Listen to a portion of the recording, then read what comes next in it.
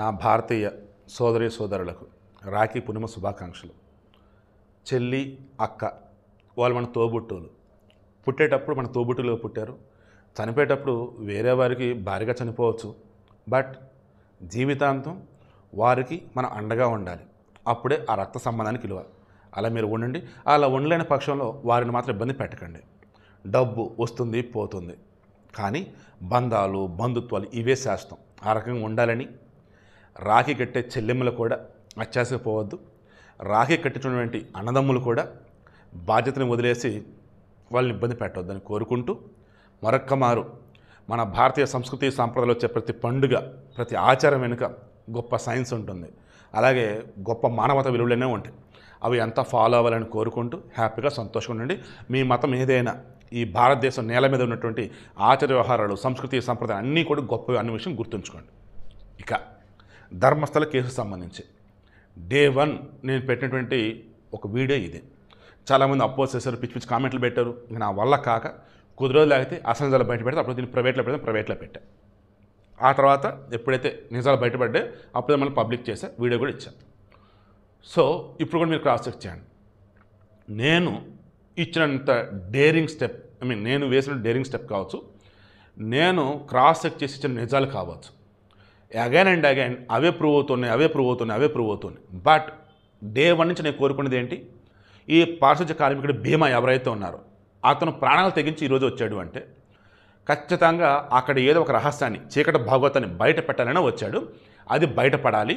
దానికి SIT, court, మనం అంతా కూడా కోఆపరేట్ చేయాలి. ఇదే నేను చెప్పాను.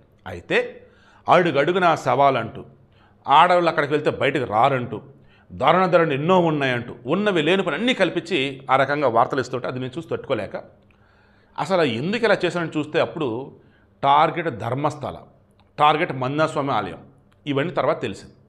దీని వెనక ఎవరున్నారంటే విచారణలో తేలుతుంది. బట్ యూట్యూబర్లు, శాటిలైట్ ఛానల్స్ వాళ్ళు చేస్తున్న హడావుడి నిజాలకు చాలా దూరంగా ఉంది. పద్మలత కానీ, అభినయ్ భట్, అనన్య భట్ కానీ, సౌజన్య కానీ, వీళ్ళ విషయంలో నేను మాట్లాడింది కూడా ఏంటి, వీళ్ళని చంపినటువంటి వాళ్ళు, వీళ్ళు మిస్ అవ్వడానికి కారణమైనటువంటి వాళ్ళు ఎవరైతే వాళ్ళని శిక్షించాలని అంటున్నా.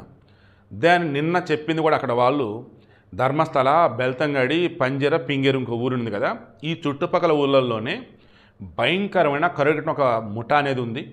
వారికి ఏదైతే చేసుకుంటా పోతారు. అమ్మాయిల విషయం కూడా అంత క్రూయల్గా వాళ్ళు ఉంటారు.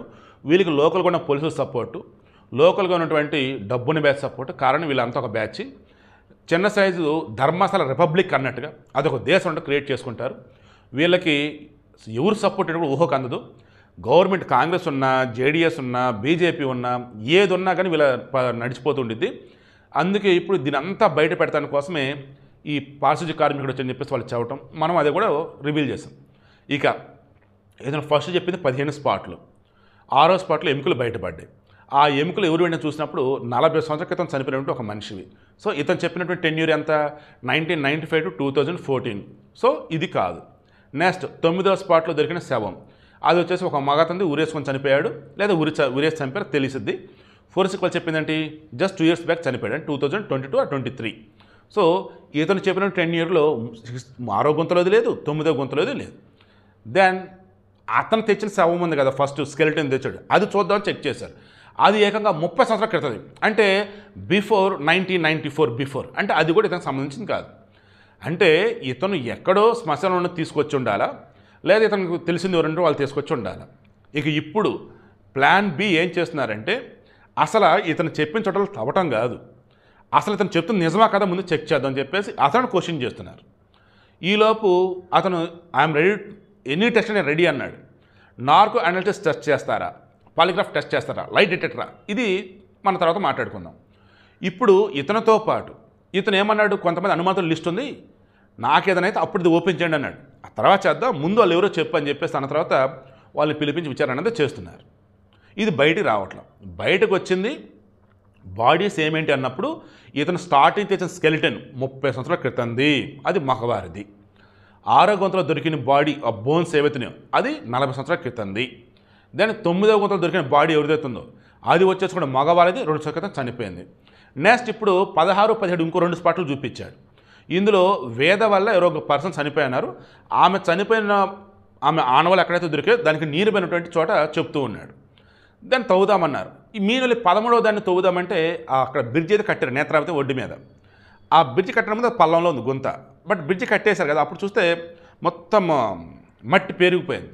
ఇక అప్పుడు మనం మాట్లాడు జీపీఆర్, గ్రౌండ్ పెనిట్రేటింగ్ రాడార్, దానిని తీసుకొచ్చి ఈ 13వ స్పాట్లో మొత్తం చెక్ చేస్తే ఎలక్ట్రోమాగ్నెటిక్ వేవ్స్ లోపలికి వెళ్ళి ఇంటర్నల్గా ఏదైనా ఆబ్జెక్ట్స్ ఉంటే అవి డిస్ప్లే చేయగలిగితే అప్పుడు అక్కడ తవ్వకాలు జరపాలి.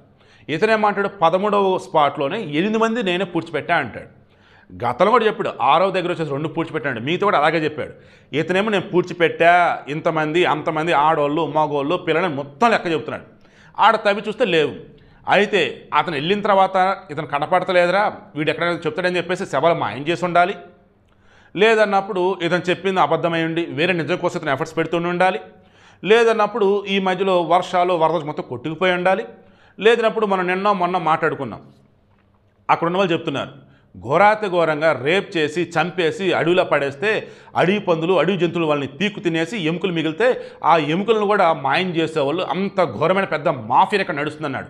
అదనై ఉండాలి. సో మొత్తం మీద వరకు చెప్తున్నా అక్కడ దుర్మార్గాలు దారుణాలు ఘోరాలు జరిగిన మాట నిజం. బట్ ఇప్పుడు ఇతను చెప్తున్నట్టుగా అక్కడ శవాలేమీ కనపడతలేదు. ఇతను ఫస్ట్ తెచ్చిందేమో 30 సంవత్సరాల క్రితం స్కెలిటను, మొన్న బయటపడిందేమో ఎముకలు వచ్చేసి 40 సంవత్సరాల క్రితంవి, రీసెంట్గా బయటపడిన బాడీ వచ్చేసి మొన్న 2 సంవత్సరాల క్రితంది.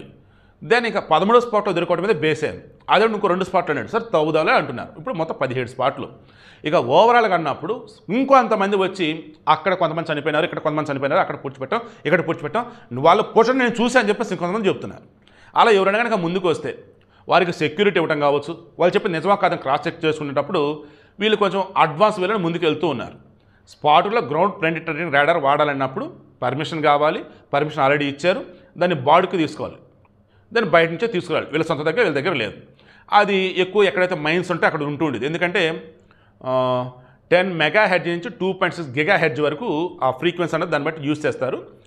ఆ హెర్జ్ ఆ పౌనుపుని లెవెల్ పెరిగే కొద్దీ ఎక్కువ లోతుకి వెళ్ళిద్దాం. దాదాపు హయ్యెస్ట్ అంటే 15 మీటర్ల లోతుకి వెళ్ళింది. 15 45 అదొక మొత్తం అంటే దగ్గర 50 అడుగుల లోతుకి వెళ్ళేవి కూడా ఉంటాయన్నమాట. సో అవి హై ఎండ్ తీసుకొస్తారా నార్మల్ తీసుకొస్తారా చూద్దాం. సో ఇప్పుడు విషయం ఏంటి, ప్లాన్ బిలో క్లియర్గా ఈ జీపీఆర్తో మొత్తం ఆ స్పాట్లో మొత్తం చెక్ చేద్దాం. లోపల ఏదన్నా సస్పిషియస్ కనుక ఆబ్జెక్ట్స్ కనుక ఉంటే అప్పుడు తవ్వుదాం, లేదంటే వద్దు. తర్వాత ఇంకా ఎవరన్నా కానీ మీకు అనుమానం ఉంటే మీరు ముందుకు రండి చెప్పండి, అప్పుడు దాన్ని బట్టి వెళ్దాం. మీరు ఎవరి మీద అనుమానం వ్యక్తం చేస్తాం వాళ్ళని పిలిచి విచారిద్దాం.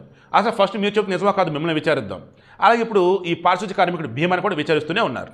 సో మరలా చెప్తున్నా, అక్కడ ఉన్నటువంటి ఘోరాలు ఏవైతున్నాయో వాటిని మనం మాట్లాడుకుందాం, ధరణలు ఏవైతున్నాయో మాట్లాడుకుందాం, బయటపడ్డవి ఏవైతున్నాయో అవి మాట్లాడుకుందాం. అంతే తప్ప ధర్మస్థలం అంటే అదొక భయంకరమైన ప్లేస్ అన్నట్టు, మంజాసం అసలు అక్కడ లేడన్నట్టు, అండ్ ఆడకి అసలు ఆడవాళ్ళతో తిరిగి రారన్నట్టు. ఇందా కూడా ఒక ముండనాకుడికి అనకూడదు కానీ సారీ క్షమించాలి, పండగ రోజు చాలా కోపం వచ్చింది నాకు. వాడు పెట్టాడు, వాడు మరి ఖచ్చితంగా వాడు హిందూ మతస్థులైతే కాదు, ఛాన్స్ దొరికింది కదని వేరే మతం వాళ్ళు ఘోరాతి ఘోరంగా కామెంట్లు పెడతారు. కొంతమంది హిందూ మతంలో ఉన్నటువంటి వాళ్ళు మరి వాళ్ళు ఏంటో మరి అంత ఫులిష్ కామెంట్ నాకు అర్థం కావట్లేదు. ఎంత ఘోరమైన కామెంట్ పెట్టాడంటే నాకు సంబంధించిన ఒక లేడీ విషయం మెన్షన్ చేసి నువ్వు పంపిస్తావా ఆడికి, అది క్షేమంగా వచ్చిద్దా అని అంటాడు. అరే మూర్ఖుడా, ఇన్ని రోజులు ఇప్పుడు ఇది జరుగుతుంది కదా, ఇన్వెస్టర్స్ నడుస్తుంది కదా, ఇప్పుడు ఆడకి వెళ్తున్న ఆడవాళ్ళు క్షేమంగా తిరిగి రావట్లేదా?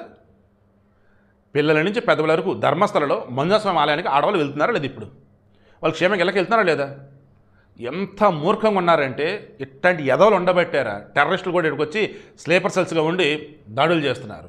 ఎట్టంటూ ఉండబట్టారా? ఎవడబడితే మనల్ని తక్కువ చేసి మాట్లాడుతున్నాడు. ఏం మనుషులు రా మీరు, చేతిలో స్మార్ట్ ఫోన్ ఉంది కదా అని చెప్పేసి బుర్రా బుద్ధి లేకుండా నోటికి ఎంత వస్తుందో కామెంట్లు పెడతారు. మళ్ళీ ఆ ఎదవ అంతకుముందు కొన్ని కామెంట్లు అవి మంచిగానే ఉన్నాయి, ఇప్పుడు మాత్రం ఈ కేసు మాత్రం ఈ రకంగా ఏదో వాళ్ళ మైండ్ ఆ రకం చెడగొడుతున్నారు. సో నేను వీడియో క్లోజ్ చేస్తున్నా. అక్కడ ఇప్పటి వరకు ఇతను చెప్పినటువంటి డేట్ 1995 to 2014 ఆ 20 సంవత్సరాల మధ్యలో ఏ ఒక్క బాడీ కూడా దొరకల. అండ్ అతను తెచ్చిన బాడీ కూడా 30 సంవత్సరాల క్రితంది. అతను శ్మశానంలో తెచ్చాడా లేదు అతను తెలుసుకొని తెచ్చాడా అది కూడా తెలియాలి. ఇతను వెనక ఎవరో ఒక స్ట్రాంగ్ శక్తి అయితే ఉంది. మంచి కోసం ఎఫర్ట్స్ పెడితే నేను అనుకుంటా. కానీ ఓవరాల్గా వీడియోలు చూస్తున్నప్పుడు రిమైండింగ్ చూస్తున్నప్పుడు ధర్మస్థల క్షేత్రానికి సంబంధించినటువంటి దాని మీద విషం చిమ్ముతూ మంజునాథస్వామి ఆలయం మీద బురజల్లదేవన చేస్తున్నటువంటి ప్రయత్నాలు ఎక్కువ కనిపిస్తూ ఉన్నాయి. దానివల్లే 4 యూట్యూబర్ల మీద లోకల్ ఉన్నటువంటి వాళ్ళు దాడులు చేశారు. అతను ఎవరో గుర్తించి కేసు కూడా పెట్టారు. ఇక ఓవరాల్గా చూసుకుంటూ ఉన్నప్పుడు మరలా చెప్తున్నా, ధర్మస్థల, బెల్తంగడి, ఇంకోటి పింజేరు అది ఉంది కదా, ఈ 3 ప్రాంతాలలో దశాబ్దాలుగా ఉన్నటువంటి కొంతమంది చేస్తున్న అరాచకాలు ఇవి. వాటిని బయట పెడతాం కోసమే, వాటిని అంతం చేయడం కోసమే ఇప్పుడు ఈ పారిశుధ్య కార్మికులకు బీమా వచ్చేది నాకైతే అనిపిస్తుంది. 100 మంది మిస్ అయిన మాట నిజం, 100 మంది చనిపోయిన మాట నిజం. అండ్ అక్కడ ఉన్నటువంటి 100 కొద్ది ఎఫ్ఐఆర్లు, పోస్ట్మార్టం రిపోర్ట్లు మొత్తం కూడా పోలీసులు దాచేసిందా, తగలబెట్టిందా, పూర్తి చేసిందా, చించేసినది కూడా నిజం. ఇవన్నీ చెక్ చేస్తూ పోతే అక్కడ ఉన్నటువంటి భయంకరమైనటువంటి ఆ మాఫియాని, చీకటి కొనాన్ని బయట పెట్టాలన్నది విజిల్ బ్లేయర్కి ఇంటెన్షన్, బీమా intention, right to information act intention. Even నా ఇంటెన్షన్ కూడా అదే. ఇక మరలా చెప్తున్నా, దయచేసి ఇప్పటికైనా ఎవరైనా సరే అడ్డదిడ్డంగా అడుగడుక్కో శవాలు అవి ఇవన్నీ ఇస్తుంటే దయచేసి వాడిని మాత్రం ఎంకరేజ్ చేయకండి, ఓకేనా? It's my sincere request. పోలీసులు కానీ, స్పెషల్ ఇన్వెస్టిగేషన్ టీం కానీ అంతా కూడా ఎట్టి పరిస్థితుల్లో కూడా ఏ చిన్న కోణాన్ని కూడా వదలొద్దని గట్టి ఎఫర్ట్సే పెడుతూ ఉన్నారు. 100% ఐఆమ్ షూర్ ఈసారి అక్కడ ఉన్నటువంటి చీకటి కొనని మొత్తం వెలుగులోకి వస్తాయి. ఎవడైతే గ్యాంగులు మెయింటైన్ చేస్తూ హడావుడి చేస్తున్నారో వాళ్ళ భాగవతం అంతా బయటపడిద్ది. తప్పు చేసిన వాడిని అయితే ఈ సిట్టు లేదంటే మంజునాథ స్వామి శిక్షిస్తారంటంలో నాకు ఎటువంటి సందేహం అయితే లేదు.